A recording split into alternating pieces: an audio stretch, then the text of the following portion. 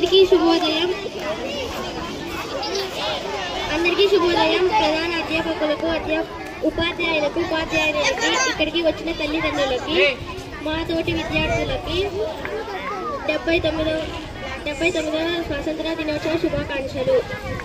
మనకి స్వాతంత్రం వచ్చి 79 సంవత్సరాలు అయినా కూడా చాలా కుటుంబాలలో లింగ వివక్షత జరుగుతుంది. దాని మీద ఒక అవగాహన తెప్పించడానికి మేము ఈ నాటకం ప్రదర్శిస్తున్నాం. దీనిలో పాత్రలు నాన్న శ్రీనివాస్, అమ్మ లక్ష్మి, కూతురు సంధ్య, కొడుకు సూర్య, సంధ్య భర్త అశ్విన్, సంధ్య స్నేహితులు గీతా, సునీత.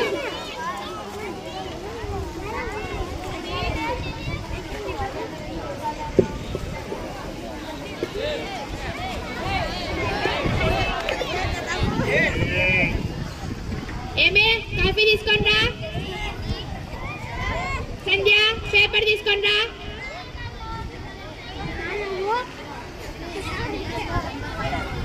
చెప్పు. నేను డాక్టర్ చదువుదాం అనుకుంటాను. నాన్న ఏంటే డాక్టరా? నిన్ను కష్టపడి ఇంతవరకు చదివించిందే గొప్ప, మళ్ళీ ఇప్పుడు డాక్టర్ అంటున్నావు. నాన్న ఒక మంచి సంబంధం తెస్తారు కానీ పెళ్లి చేసుకో. నన్ను అమ్మ ఎలా మాట్లాడుతుందో. అమ్మ చెప్పిన దాంట్లో తప్పేం లేదు, పెళ్లి చేసుకో. ఏంటి నాన్న నువ్వు కూడా అమ్మలాగా మాట్లాడుతున్నావు? కష్టపడి ఇప్పుడు వరకు చదివించిండేదే గొప్ప, మంచి సంబంధం తెస్తా పెళ్లి చేసుకో.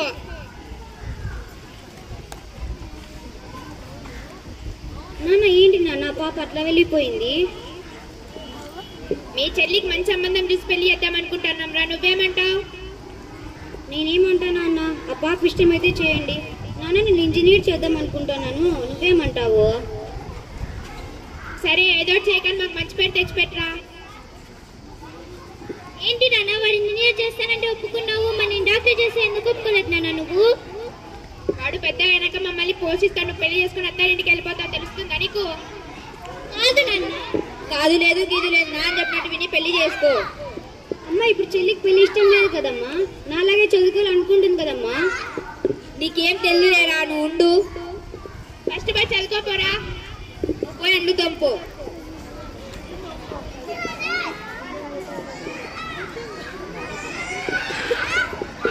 నిమిషాల తర్వాత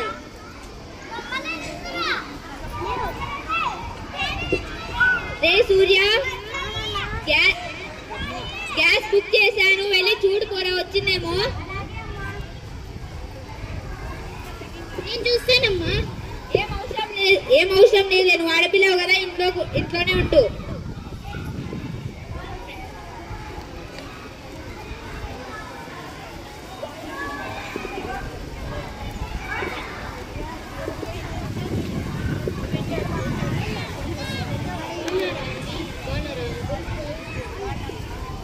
బాగున్నామమ్మా, మీరు బాగున్నారా? బాగున్నామా. ఏమని చేస్తున్నారమ్మా అంతా? పర్లేదు అంకుల్, త్వరగా జాబ్ వచ్చింది, సెటిల్ అవ్వాలని చూస్తున్నా. అదేం లేదు అంకుల్, నాకేమో చదువుకోవాలని ఉంది, కానీ మా అమ్మ నాన్న తొందరగా పెళ్లి చేసేసారు. మీ అమ్మ నాన్న చేసింది కూడా మీ మంచి కోసమే కదమ్మా. సందేహం లేదు అంకుల్.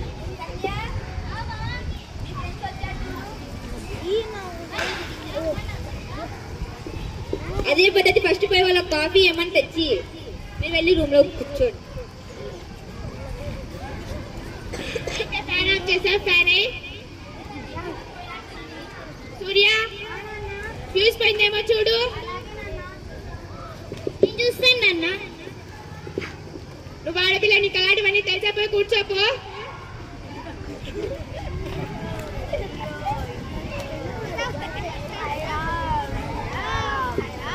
సరే ఆంటీ వెళ్ళొస్తా.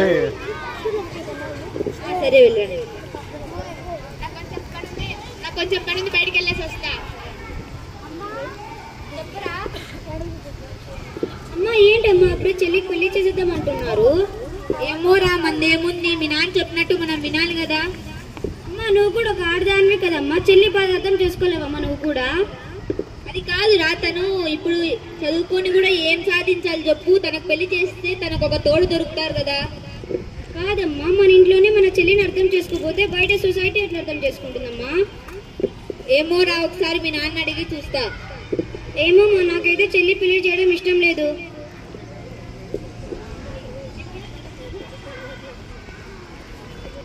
పది నిమిషాల తర్వాత ఏమే ఎండబడొస్తున్నా నీళ్ళు. మీతో ఒక విషయం మాట్లాడాలండి. చెప్పు. సంధ్యకు పెళ్లి చేయడం నాకు ఇప్పుడే ఇష్టం లేదండి. ఎందుకు? తను చదువుకోవాలనుకుంటుంది కదా, చదివిద్దామని అనుకుంటున్నాను.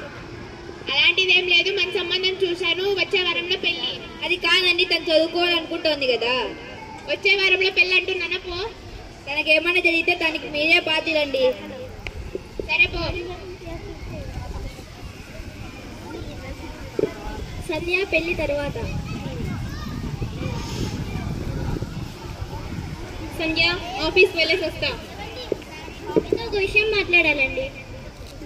నేను ఏదో ఒక జాబ్ చూసుకుంటానండి. నువ్వు ఆడదానివి, నీకు ఇవన్నీ అవసరమా? పెద్ద మీ అమ్మ నాన్న నిన్ను చదివిస్తున్నారని ఇంట్లో ఏదో అంట్లు తోముకో.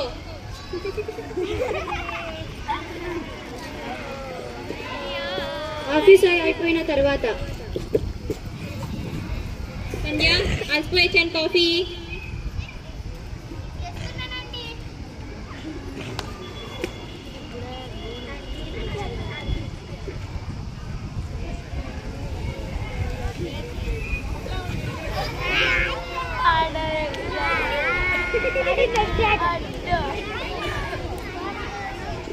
బాగానే చేశాను కదండి.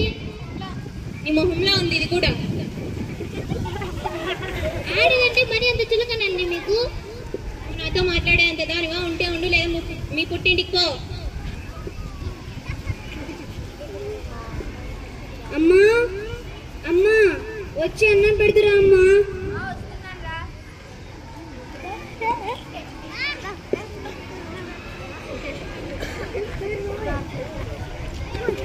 అమ్మా సంధ్య, ఏమైంది? బాగున్నారా? అందరూ బాగున్నారా? ఏమైంది?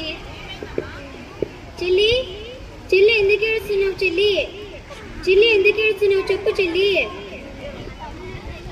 కాదురా, ఆ రోజు నాన్న నన్ను బలవంతంగా పెళ్లి చేశారు. నీకు అక్కడ చదువు రాదు, ఏమీ రాదంటే నేనేం చెప్పాలిరా? ఆ రోజు చెప్పానమ్మా నాన్నకు చెల్లికి పెళ్లి చేయొద్దని. ఇప్పుడు చూడండి చెల్లికి ఎంత పరిస్థితి వచ్చిందో. అవునరా, ఆ రోజు మీ నాన్న నేను చెప్పిన మాట వినింటే ఈరోజు మీ చెల్లికి ఇంత దుస్థితి వచ్చేదే కాదు.